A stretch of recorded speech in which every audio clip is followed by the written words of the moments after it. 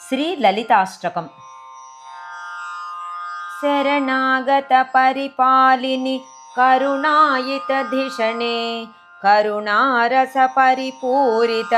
नयनाम्बुजचलने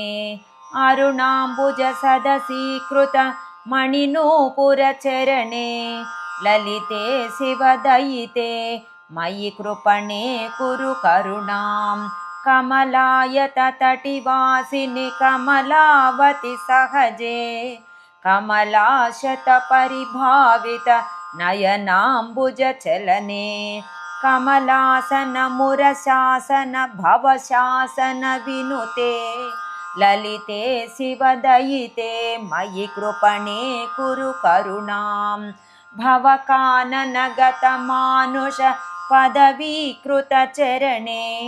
भवनाशन परकल्पित शयनार्चित नयने अवनीधर वर कार्मुक मद पल्लवलतिके ललिते शिवदयिते मयि कृपणे कुरु करुणां मदिरालसगत मानुष मदवारणगमने विलसत् नवशावक विलसत् करकमले रदनच्छविवर निर्जित नवमौक्तिकनिकरे ललिते शिवदयिते मयि कृपणे कुरु करुणां बलसूदनमणिरञ्जित पदपङ्कजकमले अम्बुजवरवाहन बहुखेदित सुखदे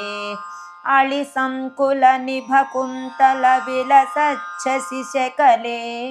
ललिते शिवदयिते मयि कृपणे कुरु करुणां अधरीकुरु रिपुसंहृतिमतिकोकिलवचने मधुराधर परिशोभित मदनान्तक हृदये अधुना सुरवनिता शतपरिभावित चरणे ललिते शिवदयिते मयि कृपणे कुरु करुणां